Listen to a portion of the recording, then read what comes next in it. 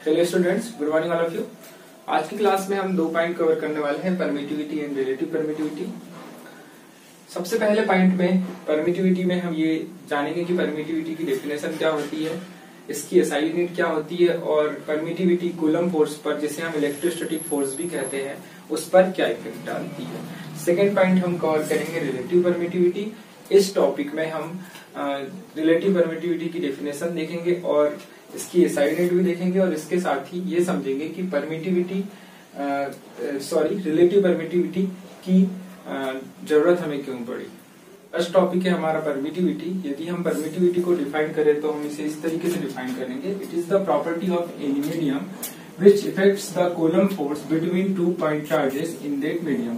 That means किसी भी medium की परमिटिविटी किसी भी मीडियम की एक प्रॉपर्टी है जिसके कारण उस मीडियम में 2 पॉइंट चार्जेस के बीच में जो कूलम फोर्स लग रहा है उस कूलम फोर्स पर इफेक्ट पड़ता है।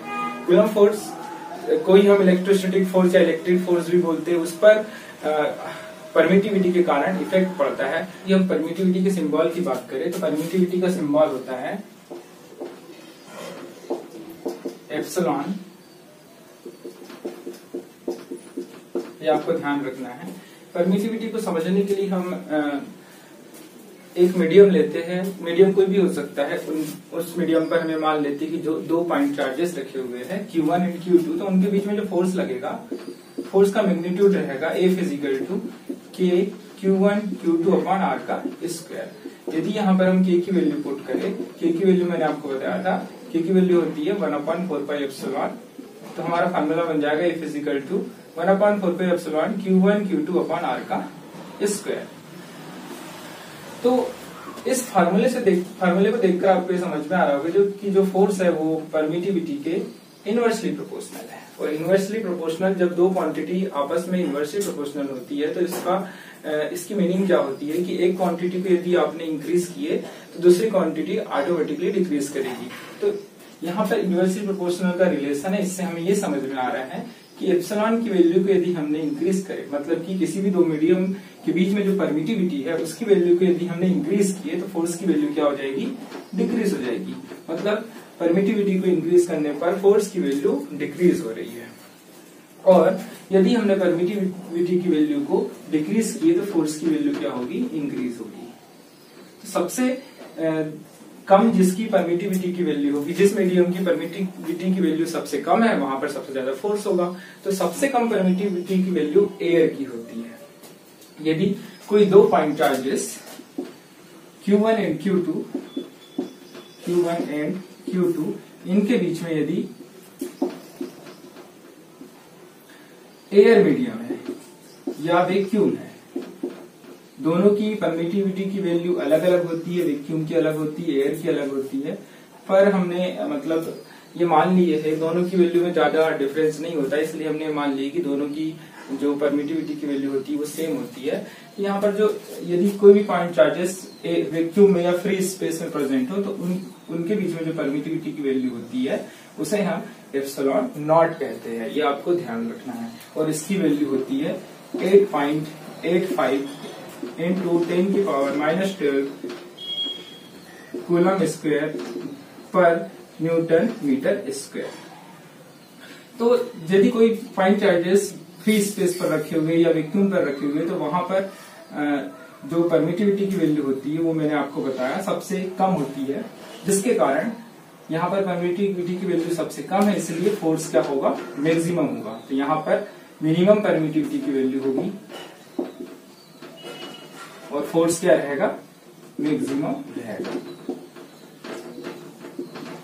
बाकी सारे मीडियम एयर को छोड़ के या फ्री स्पेस को छोड़कर यदि किसी भी मीडियम पर हम पॉइंट चार्जेस को रखेंगे तो परमिटिविटी की वैल्यू इंक्रीज होते जाएगी, जिसके कारण जो फोर्स की वैल्यू आएगी, जो इलेक्ट्रोस्टैटिक फोर्स लगेगा दोनों पॉइंट चार्जेस के बीच में, उसकी वैल्यू कम होने लगेगी।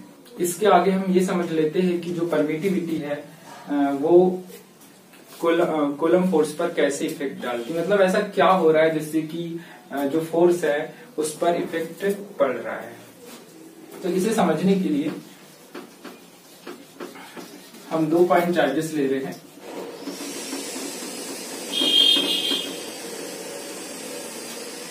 Plus Q1 and plus Q2। अब यहाँ पे चार्जेस हम प्लस में भी ले सकते हैं, माइनस में भी ले सकते हैं। इनके बीच में हम मान लेते हैं R डिस्टेंस है, और इनके बीच में जो फोर्स लग रहा है F फिजिकल टू है K Q1 Q2 upon R का स्क्वायर। तो जो चार्जेस होते हैं वो खुद की अपनी एक फील्ड प्रोड्यूस करते हैं जिसे इलेक्ट्रिक फील्ड कहा जाता है। जब चार्जेस रेस्ट में होते हैं तो इलेक्ट्रिक फील्ड प्रोड्यूस करते हैं, मैंने आपको पहले ही बताया था। और जो कूलम फोर्स लग रहा है इन दोनों चार्जेस के बीच में F physical to K Q1 Q2 upon R का स्क्वायर, ये क्यों लग रहा है? क्योंकि दोनों चार्जेस इलेक्ट्रिक फील्ड प्रोड्यूस कर रहे हैं, उसी इलेक्ट्रिक फील्ड के कारण दोनों चार्ज के बीच में फोर्स लग रहा है। तो दोनों चार्जेस जो इलेक्ट्रिक फील्ड प्रोड्यूस कर रहे हैं उसके बीच में यदि हम कोई मीडियम रख दें तो उसकी जो फील्ड है, जो इन दोनों के बीच में जो फील्ड है वो वीक हो जाएगी, मतलब फील्ड की जो वैल्यू रहेगी वो डिक्रीज होने लगेगी। यदि हमने मीडियम वहां पर दोनों चार्जेस के बीच में यदि हमने मीडियम रख दिए तो फील्ड की जो इलेक्ट्रिक फील्ड है उसकी वैल्यू डिक्रीज होने लगेगी। इसी के कारण दोनों चार्ज के बीच में जो पहले फोर्स लग रहा था वो फोर्स डिक्रीज होने लगेगा। तो यदि हम परमिटिविटी को दूसरी तरीके से डिफाइन करें तो हम इसे दूसरी तरीके से डिफाइन कर सकते हैं कि it is the property of any medium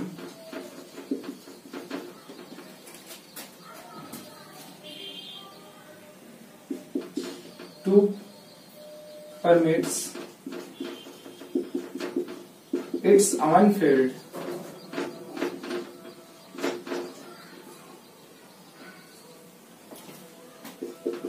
to decrease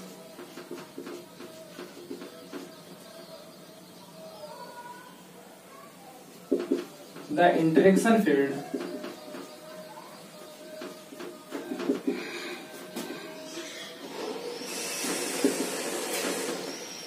between two point charges. That means किसी की भी मीडियम की प्रॉपर्टी होती है कि वो खुद की ओन फील्ड प्रोड्यूस करता है, जिस फील्ड के कारण जो दोनों चार्ज है उनके बीच में जो इंटरेक्शन फील्ड है, मतलब उनके बीच की जो इलेक्ट्रिक फील्ड है वो डिक्रीज होने लगती है, जिसके कारण जो इनके बीच का जो फोर्स होता है, जो कूलम फोर्स होता है, उसकी वैल्यू भी डिक्रीज होने लगती है। तो जो परमिटिविटी है अपने नाम के जस्ट अपोजिट काम करती है। मतलब यदि हम परमिटिविटी को इस तरीके से बोले, परमिट, यहाँ पे जो वर्ड है परमिट की मीनिंग होती है अलाउ करना, बट यहाँ पर परमिटिविटी क्या करती है, इन दोनों के बीच में जो इंटरेक्शन फील्ड है, जो इलेक्ट्रिक फील्ड लग रही है, जिसके कारण कूलम फोर्स लग रहा है, उस फील्ड को वीक कर देती है, उसे कम करने लगती है। इसके बाद हम परमिटिविटी की एसआई यूनिट देख लेते हैं कि परमिटिविटी की एसआई यूनिट कैसे आती है और इसकी एसआई यूनिट क्या होती है। तो जितना भी मैं आपको बता रहा हूं ये सारी पॉइंट्स आप नोट करते जाइए।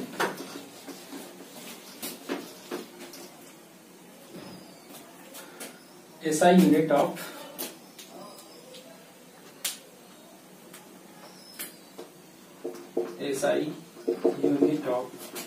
permittivity।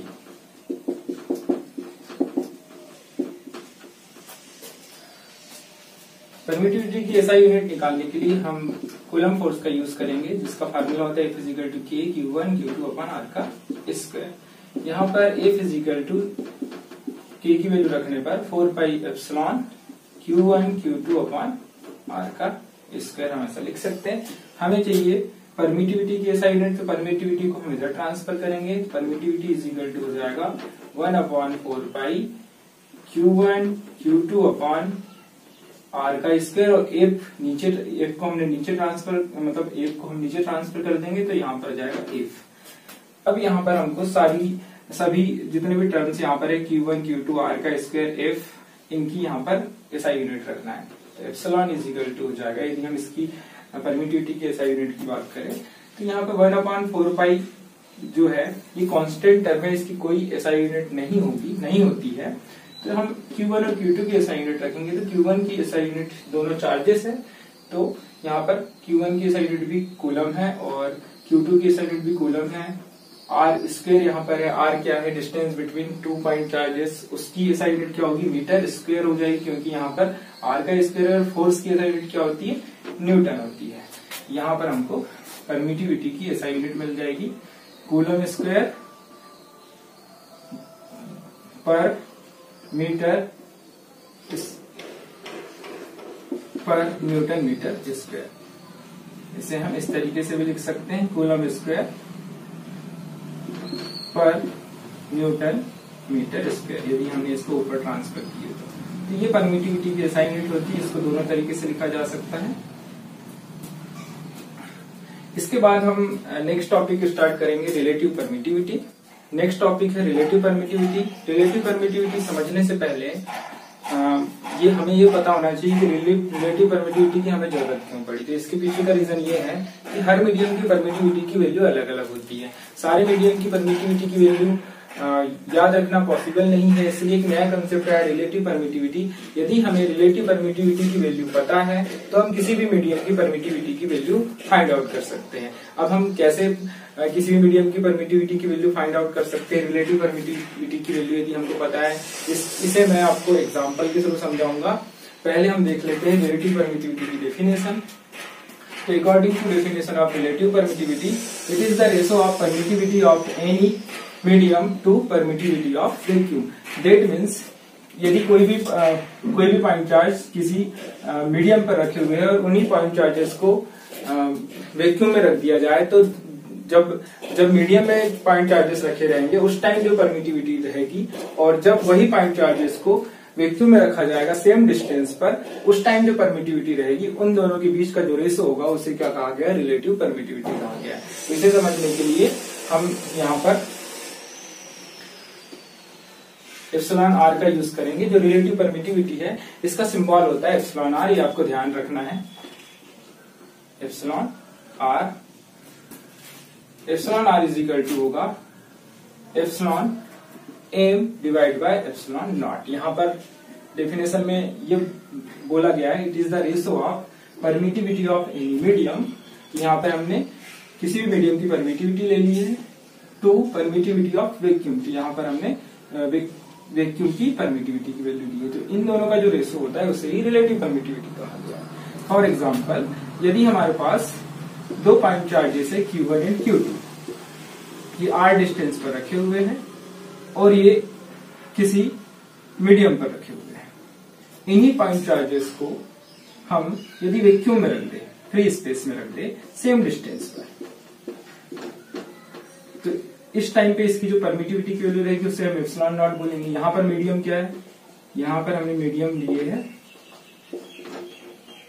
वैक्यूम या फ्री स्पेस, और यहाँ पर हमने मीडियम, यहाँ पे कोई भी मीडियम हो सकता है, एनी मीडियम, किसी भी मीडियम की बात करें।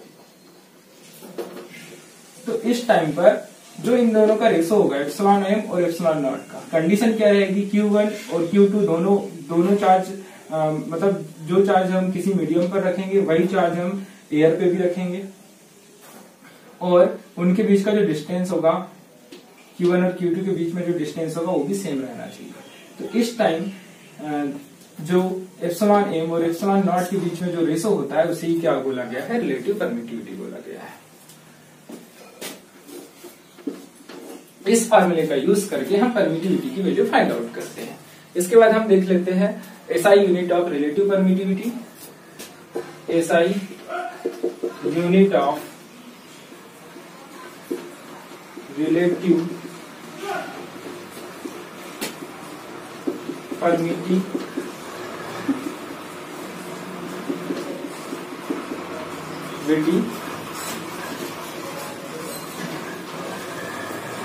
हमारे पास फार्मूला है epsilon are is equal to epsilon M divide by epsilon not. यहाँ पर हम एप्सिलॉन एम की SI यूनिट रखेंगे और एप्सिलॉन नॉट की SI यूनिट रखेंगे। दोनों ही परमिटिविटी है, तो दोनों की SI यूनिट क्या रहेगी, मैंने अभी थोड़ी देर पहले SI यूनिट निकाला था परमिटिविटी की। दोनों की SI यूनिट क्या रहेगी, कूलम स्क्वायर पर न्यूटन मीटर स्क्वायर, और यहाँ पर भी सेम SI यूनिट हम रखेंगे, कूलम स्क्वायर पर न्यूटन मीटर स्क्वायर। दोनों एक दूसरे से कैंसिल हो जाएंगे और हमारे पास क्या वैल्यू आएगी 1। मतलब हम ये बोल सकते हैं कि जो रिलेटिव परमिटिविटी है ये यूनिटलेस क्वांटिटी है। यूनिटलेस, इसकी कोई यूनिट नहीं होती, ये आपको ध्यान रखना है। क्वांटिटी,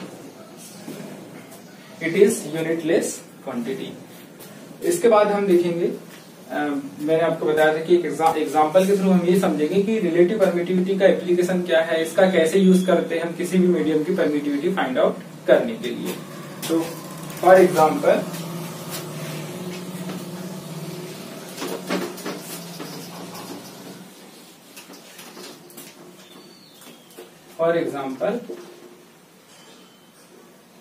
हमारे पास यदि गिवन है relative permittivity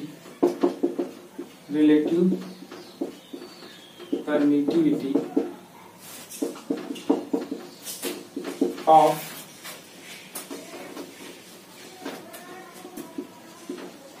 water is equal to 81। यदि हमें दिया हुआ है रिलेटिव परमिटिविटी ऑफ वाटर 81 और हमें वाटर के मीडियम की जो परमिटिविटी है उसकी वैल्यू यदि निकालना है, तो हमने जो थोड़ी देर पहले फार्मूला पढ़ रहे थे, epsilon are is equal to epsilon M divide by epsilon nought. इस फार्मूले का यूज करके हम जो वाटर मीडियम है उसकी परमिटिविटी की वैल्यू फाइंड आउट करेंगे। एप्सिलॉन एम की वैल्यू यहां से आ जाएगी epsilon are into epsilon naught. Epsilon M की value epsilon are into epsilon naught के बराबर होगी। कैसे होगी, इसको हम इधर ट्रांसफर कर देंगे। यहाँ पे epsilon M is equal to हो जाएगा epsilon are into epsilon nought. तो हमें एप्सिलॉन नॉट की वैल्यू ऑलरेडी पता होगी, मैंने बताया था एप्सिलॉन नॉट की वैल्यू कितनी होती है। Epsilon nought is equal to होता है 8.85 इंटू 10 की पावर माइनस 12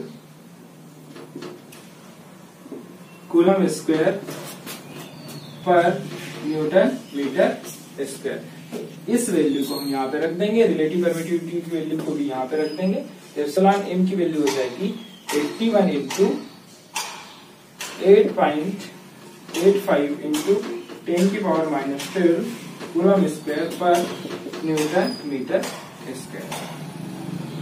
तो इस तरीके से अब इसको आगे सॉल्व कर लेंगे। तो इस तरीके से यदि हमको किसी भी मीडियम की रिलेटिव परमिटिविटी की वैल्यू यदि हमें मालूम है तो हम उस मीडियम की परमिटिविटी की वैल्यू आसानी से निकाल सकते हैं। तो ऐसे हर मीडियम की रिलेटिव परमिटिविटी की वैल्यू अलग अलग होती है। जैसे हम यदि वैक्यूम की बात करें, वैक्यूम की परमिटिविटी की वैल्यू कितनी मिलती है, relative permittivity of vacuum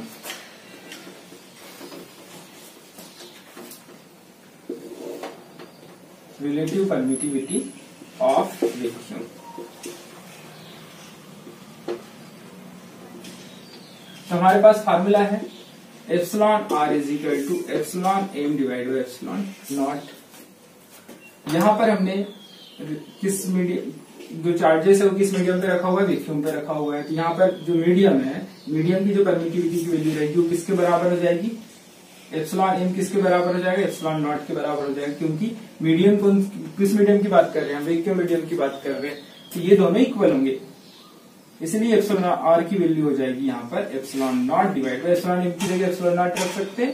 epsilon R is equal to हो जाएगा epsilon nought divide by epsilon nought, दोनों एक दूसरे से कैंसिल हो जाएंगे और एप्सिलॉन आर की वैल्यू हो जाएगी 1। तो यदि हम वैक्यूम की रिलेटिव परमिटिविटी की बात करें तो वैक्यूम की रिलेटिव परमिटिविटी 1 होती है। आज की क्लास को यहीं पे एंड करते हैं। इसके आगे के टॉपिक हम नेक्स्ट लेक्चर से पढ़ेंगे।